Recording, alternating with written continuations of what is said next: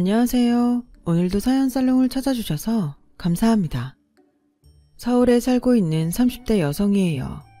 언젠가 모 개그맨이 영화 속 대사를 패러디한 적이 있어요. 호의가 계속되면 호갱이 된다라고요. 그땐 배꼽 잡고 한참을 웃었는데 제가 그 꼴이 되어보니 한숨만 나네요. 바보같이 당했다는 사실에도 화가 났지만 그보다 제가 마음으로 대했던 사람한테 배신을 당했다는 충격에 일이 손에 잡히지 않을 정도였어요. 어릴 적 저는 사람한테 크게 배신을 당한 적이 있어요. 바로 저희 아빠한테요. 저희 아빠는 제가 10살 때 엄마와 저를 버리고 사랑을 찾아 떠났거든요. 엄마보다 10살가량 젊은 여자와 사랑에 빠졌다며 엄마한테 이혼을 해달라고 싹싹 빌더군요. 나 죽기 전에 그 여자랑 꼭 한 번만 살아보고 싶어. 제발 이혼해줘. 자식이 보는 앞에서 무릎까지 꿇고 눈물을 글썽이며 이혼을 요구하는 아빠를 보니 그런 생각이 들었어요. 세상에 믿을 놈 하나 없다 라고 말이죠. 아빠란 인간도 이 모양인데 세상 누구를 믿겠냐고 말이에요. 결국 엄마는 위자료로 우리가 살고 있던 집을 받기로 하고 이혼 서류에 도장을 찍어 주었어요. 그 후로는 아빠와 아예 연락을 끊고 살았고요. 들리는 소문으론 그 여자랑은 1년도 채 못 살고 여자가 바람이 나서 집을 나갔다고 하더군요. 돈도 잃고 사랑도 잃은 아빠는 그래도 양심은 있는지 저랑 엄마를 찾아오지는 않았어요. 그 일이 있은 후 저는 절대로 사람을 믿지 않겠다 다짐하며 살았어요. 다시는 배신감에 치를 떠는 일이 없기를 바라면서요. 하지만 사람한테 받은 상처는 사람을 통해 치유한다고 남편을 만나고부터는 그런 생각을 달리하게 되었죠. 제 남편이 참 믿음직한 사람이거든요. 남편을 처음 만난 건 제가 첫 직장에서 나와 이직을 앞두고 잠시 백수로 지내던 때였어요. 늘 돈이 있을 땐 시간이 없고 시간이 있을 땐 돈이 없어 여행을 못 갔는데 그땐 돈도 시간도 있던 때라 모처럼 해외여행을 떠나게 되었죠. 처음엔 가까운 동남아로 떠나려고 했는데 중국 항공사에서 초저가 유럽행 항공권이 특가로 나온 걸 보자 마음이 흔들리더라고요. 방콕 항공권과 불과 2, 3만 원 차이인데 당연하죠. 그래서 이때가 아니면 언제 유럽 여행을 해볼까 하는 마음에 덜컥 발권을 해버렸어요. 캐리어 여행할 거 배낭여행으로 바꾸면 되지 하면서요. 배낭을 싸면서도 어찌나 신이 나던지 콧노래가 절로 나올 정도였죠. 그동안 TV에서나 보던 유럽 곳곳을 누빌 생각을 하면서 말이에요. 그런데 생각지도 못한 변수가 생겼지 뭐예요.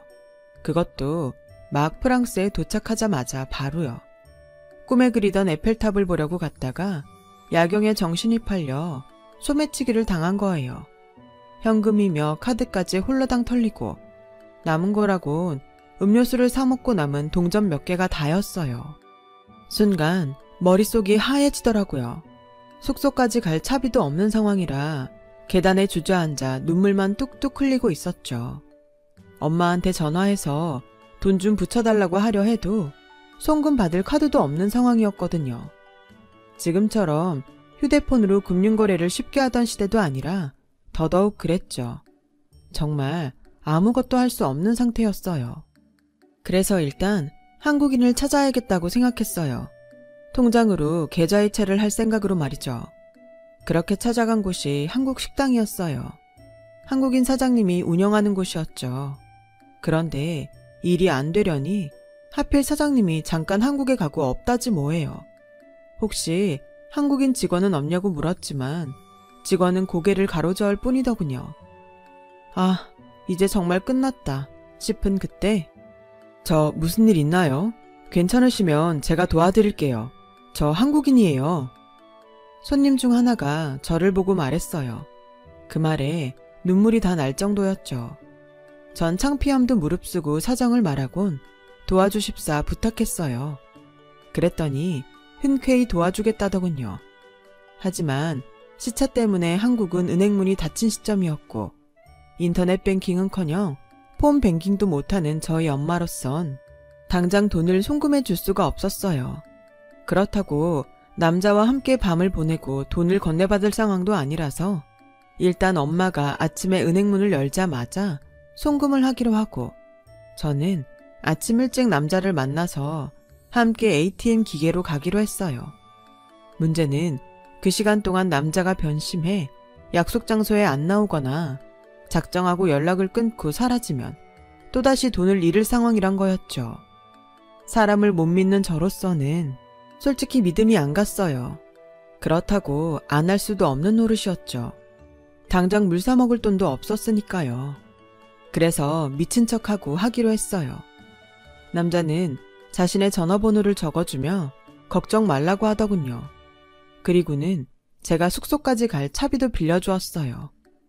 그렇게 남자와 헤어진 저는 게스트하우스에서 뜬 눈으로 밤을 지새워야 했어요.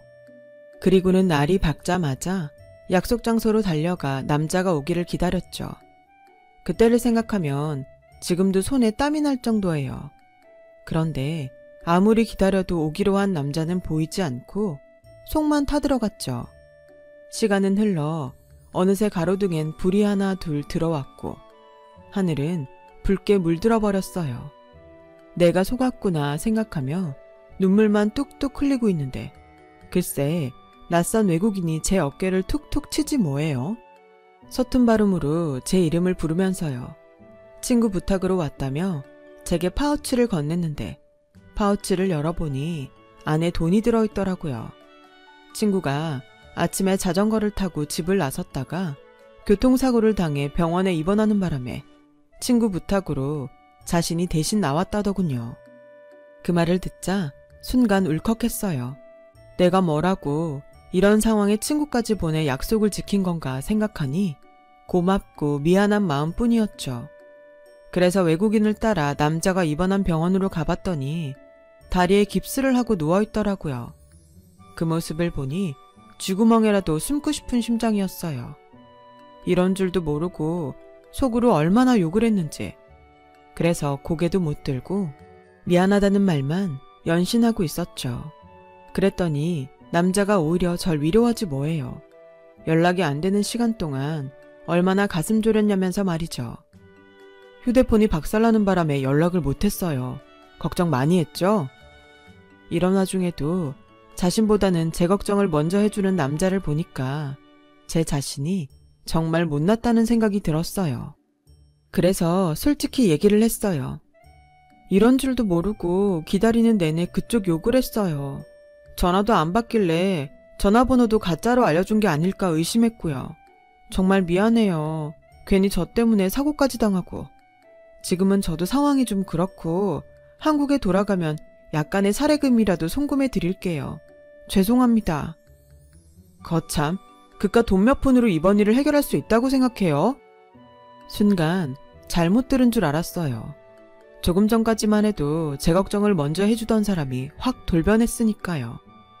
그러지 말고 한국에 가거든 언제 밥이라도 한번 사요. 저도 다음 달이면 여행 마치고 한국으로 들어갈 예정이거든요.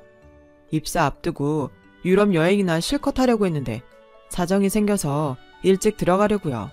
그때 한턱 쏘세요. 그 일이 2년이 돼서 우리는 한국에 돌아와서도 연락을 주고받게 되었고 그렇게 연인 사이로 발전한 우리는 4년 넘게 연애를 하다가 결혼까지 하게 되었어요. 당시 남편은 다니던 회사를 그만두고 친구와 회사를 차릴 예정이었어요. 그렇다고는 해도 저희 집에 인사를 드리러 갈 때만 해도 백수 상태였기에 엄마는 걱정을 하셨죠. 한창 일해서 돈을 모아도 모자랄 판에 탄탄한 직장 때려치우고 창업을 하는 것도 걱정이 된다면서요. 아무래도 하나뿐인 딸이 고생하지 않을까 하는 노파심 때문일 거예요. 하지만 사윗감을 만나보시고는 그런 걱정은 싹 사라지셨는지 사람이 참 믿음직스럽다시며 마음에 들어하셨죠. 정작 문제는 시어머니였어요. 이혼 가정이라 탐탁치 않아 하셨거든요. 요즘 세상에 흔한 게 이혼이라지만 그래도 내 며느리감은 그런 지배가 아니길 바랬다. 서운해도 할 수 없어. 자식 가진 부모가 다 그런 거 아니겠니? 그래, 부모님은 왜 이혼을 하셨다니? 설마 외도는 아니겠지? 그런 거라면 나 이 결혼 반대다. 며느리를 보려면 그 부모부터 보랬다고. 문제 있는 부모 밑에서 제대로 된 자식이 나올 수 있겠니? 순간 얼굴이 발갛게 달아올랐어요. 어머님이 걱정하시는 그 이유가 바로 저희 부모님의 이혼 사유니까요. 너무 콕 집어 말씀하시니까 당황해서 어쩔 줄 모르겠더라고요. 남편은 사람 면전에 세워두고 무슨 소리를 하는 거냐고 어머님께 소리를 쳤고 그 바람에 어머님은 더 화가 나서 제게 대답을 닥달하셨어요. 그때 형님이 제 편을 들어주신 거예요. 어머님, 이혼 사유가 뭐든 그게 어디 지영씨 탓인가요? 부모님들 일을 자식이 떠안아야 할 이유는 없다고 생각해요. 그냥 지영씨 하나만 봐주시면 안 돼요? 제가 보기엔 착하고 싹싹한 데다 서방님한테도 잘할 것 같은걸요? 솔직히 현재 서방님은 백수인데 그걸로 트집 안 잡는 것만 해도 어디예요. 그러니까 결혼 허락해 주세요. 네? 형님의 애교에 어머님은 마음이 꽤 풀린 듯 보였어요. 그렇게 중간에서 형님이 힘써주신 덕분에 우리는 결혼 허락을 받았고 그해 가을에 식을 올릴 수 있었어요. 나중에 남편한테 얘기를 들어보니 형님은 집안도 좋고 학벌도 엄청 좋은 사람이더라고요. 지금은 육아를 하느라 퇴직을 했지만 한때 대기업에 다니기도 했었고요. 뭐 하나 부족한 게 없는 사람이었죠. 넉넉한 가정에서 부모님 사랑을 듬뿍 받고 자란 사람이라 그런가 남한테 편견 없이 대하는 모습도 좋았고요. 다른 건 몰라도 손이 형님 복은 있다 싶었어요.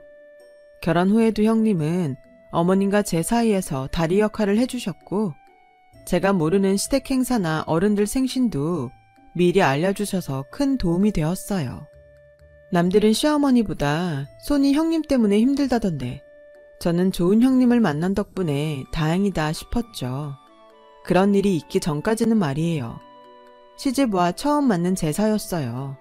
제사 일주일쯤 전에 형님한테 전화를 걸어 음식 준비를 어떻게 하면 좋겠냐고 물었더니 동서도 알다시피 어머님 댁 주방이 좀 좁아? 그러니까 우리 집에서 미리 음식을 해서 가져가자고. 내가 장 볼 거 문자로 찍어줄 테니까 동서가 장 좀 봐와. 저희 집은 제사를 안 지내기 때문에 제사 음식에 대해서 아무것도 몰랐던 저는 제사 당일 오전에 형님이 적어준 대로 장을 봤어요. 사고 보니 짐이 엄청나더라고요. 그렇게 낑낑대고 형님 댁으로 갔는데 글쎄 집에 안 계시지 뭐예요. 그래서 형님한테 전화를 걸었더니 나 지금 현운의 학교 가는 길이야. 학교에서 무슨 일이 있는지 연락이 왔지 뭐야. 동서 미안하지만 현관번호 알려줄 테니 먼저 음식 준비 좀 해줘. 선생님이랑 상담하고 바로 갈 테니까. 난감하긴 했지만 당장 시작하지 않으면 늦을 것 같아서 인터넷을 찾아보며 제사 음식 준비를 했어요. 삼색 나물을 무치고 생선을 찌고 전까지 부치도록 형님은 돌아오지 않았어요. 그리고는 막 음식 준비를 마치고 앞치마를 풀려는데 그제야 형님이 돌아왔더라고요. 그리고는 나 보란듯이 현우한테 한 번만 더 애들이랑 싸움질하면 그땐 가만 안 둘 줄 알아? 오늘 엄마가 너 때문에 선생님 앞에서 얼마나 창피했는 줄 알아? 내가 정말 너 때문에 살 수가 없어. 학교에서 얼마나 호되게 당했길래 저러나 싶을 정도로 한참을 씩씩대며 현우 방문에 대고 소리치더군요. 그 바람에 저는 왜 이제 왔냐고 따지지도 못했어요. 오히려 괜히 제가 눈치가 보이더군요. 한참 소리를 치던 형님은 저를 보고는 수고했다는 말 한마디 없이 옷에서 음식 냄새가 너무 난다며 집에 가서 옷이라도 갈아입고 오라고 했어요. 여기로 다시 오면 늦을 것 같으니까 시댁으로 바로 와. 음식은 내가 차에 싣고 갈 테니까. 결국 그날 저는 집에 들러서 옷을 갈아입고 시댁으로 향했어요. 그런데 시댁에 도착해보니 왠지 공기가 싸한 게 이상하더라고요. 아니나 다를까 어머님은 시종일관 저를 못마땅한 표정으로 보셨어요. 그래서 형님한테 무슨 일 있었냐고 물었더니 제가 한 음식이 입에 안 맞으시는지 불평을 하시길래 자기가 화를 풀어드리는 참이라 하더군요. 월차까지 내고 하루 종일 죽어라 이랬는데 그런 소리를 들으니 저도 기분이 좋지 않더라고요. 동서, 어머님 신기가 불편하시니까 오늘은 가급적 어머님이랑 부딪히는 일 없도록 말 걸지 말고 피해. 안 그럼 나도 피곤해져. 알았지? 뭐 저라고 어머님이랑 말 섞고 싶었겠어요. 그래서 형님 말대로 주방에서 설거지나 하고 있었죠. 그렇게 첫 제사는 무사히 지나갔어요. 그리고 얼마 뒤 설이 돌아왔죠. 이번에도 형님은 자기 집에서 음식을 해가자고 했고 저는 일찌감치 장을 봐서 형님 댁으로 향했어요. 그런데 이번에도 형님이 집에 없지 뭐예요. 현우 혼자 있더라고요. 그래서 현우한테 물어보니 외할머니가 쓰러지셨다는 전화를 받고 외갓집에 갔다는 거예요. 그 말에 걱정도 되고 상황이 이런데 같이 음식하자는 말을 하기도 뭐해서 혼자 음식 준비를 했죠. 음식 준비를 마치고 현우 저녁까지 먹이고 나니까 그제야 형님이 눈이 퉁퉁 부어서는 들어오더라고요. 그래, 어떻게 된 거냐고 물었더니 욕실에 쓰러져 계신 걸 다행히 일찍 발견해서 큰 문제는 없겠다고 했어요. 그러면서 엄마가 어떻게 되시는 줄 알았다며 펑펑 우는데 뭐라고 해줄 말이 없더라고요. 그래서 침대에 뉘어드리고 쉬시라고 하곤 돌아왔죠. 그리고 다음날 남편과 함께 시댁에 갔는데 어머님이 저를 보자마자 화를 버럭 내시는 거예요. 넌 어떻게 되는가 그 모양이냐? 그러자 형님이 달려와 어머님을 모시고 안방으로 들어가더라고요. 영문도 모르고 혼난 저는 어안이 벙벙해서 남편만 쳐다봤어요. 남편도 영문을 모르겠다는 표정이었죠. 한참을 형님과 안방에 들어가 계시던 어머님은 차례를 지내는 내내 제게 냉랭하게 대하셨어요. 상을 치우고 설거지를 하는데 형님이 주방으로 들어오길래 물었어요. 음식이 간이 좀 안 맞더라고. 나물은 내가 간을 다시 봐서 괜찮은데 저는 간을 더 볼 수가 없잖아. 그래도 기껏 동서가 힘들여 만든 건데 너무 하시는 것 같아서 내가 그러지 마시라고 한마디 했어. 그러니까 동서도 너무 신경 쓰지 마. 나도 처음 시집와선 다 그랬어. 형님은 신경 쓰지 말라고 했지만 저는 그럴 수가 없더라고요. 아니, 내가 뭘 그렇게 잘못했다고 그 난린지, 그깟 간 좀 안 맞는다고 하루 종일 혼자서 그 많은 음식을 다 한 저한테 이럴 수가 있나요? 그래서 집에 가는 길에 남편한테 투정을 부렸어요. 그랬더니 남편이 그러는 거예요. 무슨 소리야. 아까 엄마가 이번 전은 지난번 제사 때보다 훨씬 맛있다고 형수님한테 칭찬하던데 그거 당신이 만든 거였어? 순간 기분이 싸했어요. 설마 나한테 일 떠밀어 놓고 뒤에서 수작을 부리는 게 아닌가 싶더라고요. 그래서 형님한테 전화해 물었죠. 혹시 어머님한테 설 음식 형님이 혼자 했다고 말했냐고요. 그랬더니 동서, 지금 뭐 하자는 거야? 설마 내가 동서 공 가로챘을까봐 그래? 그렇게 안 봤는데 사람 참 못됐다. 내가 그동안 동서 바람막이 노릇하느라 얼마나 힘들었는지 알면서 어쩜 사람을 이렇게 몰아세워? 나 앞으로 어머님이 동서한테 뭐라고 하시든 절대 신경 안 쓸 테니까 그렇게 알아. 나도 이런 소리까지 들어가면서 동서 편 들기 싫어. 배은망덕도 유분수지. 사람이 어떻게 이럴 수가 있어? 나 정말 실망했어. 앞으로 나한테 전화도 하지 마. 형님, 죄송해요. 전 그게 아니라. 형님. 그렇게 전화를 끊은 형님은 이후로 제 전화는 받지도 않았어요. 그리고 시댁에서 모일 때에도 제게는 눈길 한 번 안 주고 무시했고요. 그렇게 시간은 흘러 5월이 되었어요. 어린이날을 맞아 현우한테 선물을 주려고 남편과 함께 형님 댁을 찾아갔어요. 여전히 형님은 제게 냉랭하더라고요. 그래서 현우 방에 들어가서 놀아주고 있었어요. 그러다 형님이 현우를 불러내 심부름을 시키는 바람에 혼자 방에 남아 있었는데 하필 그때 현우 일기장이 눈에 들어온 거예요. 그러면 안 되는 걸 알면서도 저도 모르게 일기장을 훑어보게 되었죠. 아, 그런데 글쎄 거기에 제가 봐서는 안 되는 내용이 적혀 있는 거예요. 형님의 치부책인 셈이었죠. 일기장에 적힌 내용을 보니 그간 있지도 않은 일을 꾸며대 저 혼자 제사 음식이며 명절 음식을 만들게 했더라고요. 현우네 학교에 불려간 것도 친정 엄마가 쓰러졌다는 것도 몽땅 거짓말이었어요. 심지어 그동안 시어머니한테 거짓말을 해서 생활비조로 엄청 뜯어낸 것까지 아주 사기가 화려하더군요. 그중 앞건은 형님의 외도였어요. 상대는 현우가 다니는 태권도 학원 사범이더라고요. 정말 토 나올 정도로 개판인 여자였어요.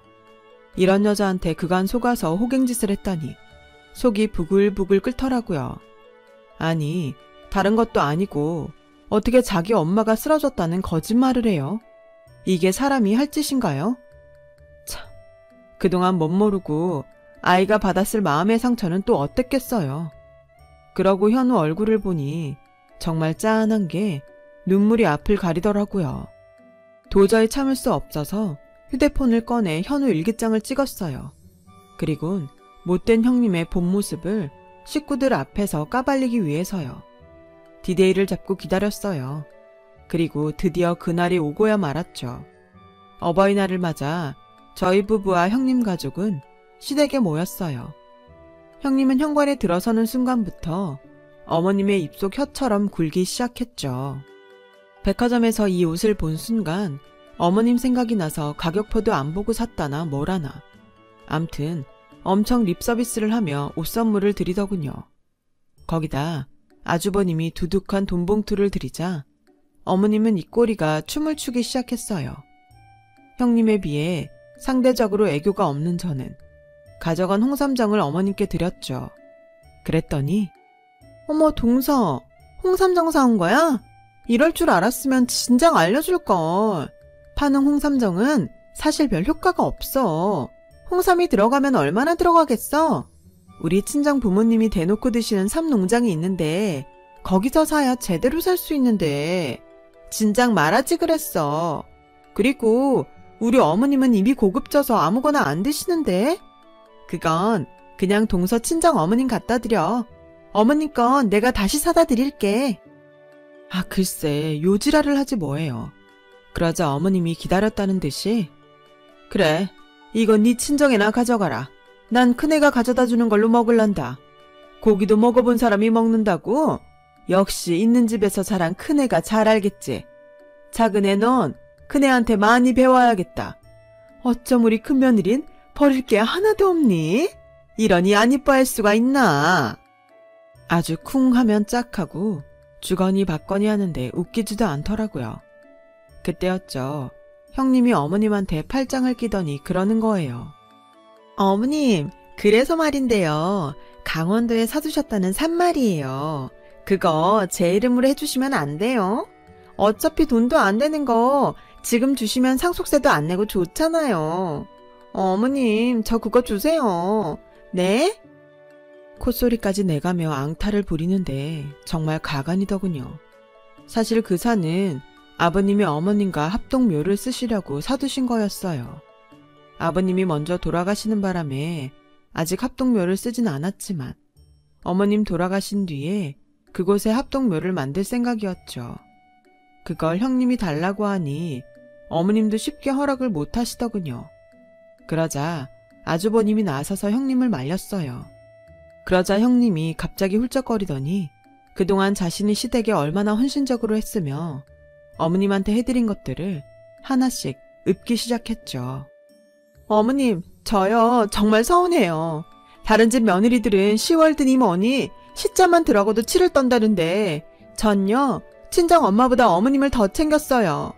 제 옷은 인터넷에서 사도 어머님 옷은 꼭 백화점 가서 샀고요. 그런데 그깟 산 하나 제 이름으로 못 해주세요. 저요 그 정도 받을 자격 충분하다고 생각해요. 이렇게 하는데도 저한테 주시는 게 아까우시다면 네 알겠습니다. 그런데요 어머님, 저 이렇게 서운한 마음으론 앞으로 어머님 얼굴 못 뵙겠어요. 그래도 되시겠어요? 칼만 안 들었지 강도가 따로 없더군요. 결국 시어머니는 백기를 드셨고 산을 형님한테 주시겠다고 하셨어요. 그제야 형님은 얼굴이 활짝 펴선 안방으로 달려가 산문서를 들고 나왔어요. 아주 입이 찢어지게 웃으면서 말이죠. 이때다 싶었어요. 형님의 실체를 까발릴 순간 말이에요. 그래서 어머님, 사실 제가 오늘 어머님을 위해 준비한 게 하나 더 있어요. 그리고는 준비해간 누런 서류 봉투를 어머님께 내밀었어요. 그걸 보자 다들 눈이 휘둥그레졌죠. 특히 형님은 더더욱이요. 문서 혹은 그에 상응하는 무언가가 있을 거라 예상했을 테니까요. 아니 작은 애야, 이게 다 뭐냐? 돈은 아닌 것 같고 뭐니? 어머님은 돋보기까지 끼시고는 신이 나서 봉투를 열어보셨어요. 그리고는 일기장이 확대된 사진을 보셨고 그 내용을 읽어나가시다가 점점 얼굴이 일그러지셨죠. 그러자 형님이 다가가 어머님이 들고 계신 사진을 내려다봤어요. 그리곤 금세 사색이 되어버렸어요. 당연하죠. 그간 자신이 저지른 만행이 고스란히 적힌 아들 일기장인걸요. 어머님은 손을 바들바들 떠시며 형님을 노려보셨어요. 큰애 너, 이게 어떻게 된 거냐? 그동안 차례상이며 제사상에 올릴 음식들을 사다 썼던 게냐?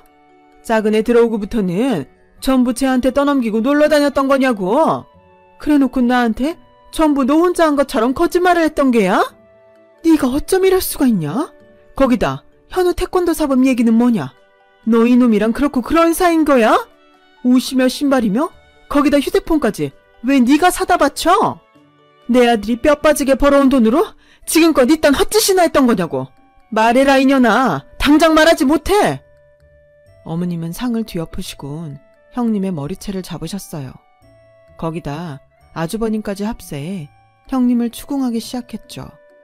보다 못한 남편은 달려들어 어머님을 뜯어 말렸고 저는 혹여 현우가 불세라 작은 방 문을 닫았어요.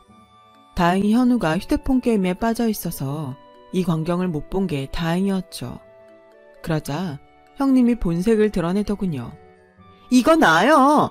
내가 뭘 잘못했다고 나한테 이래요. 솔직히 어머님 잘못이 제일 커요. 당신 집 제사며 차례를 왜 며느리한테 다 시키는데요?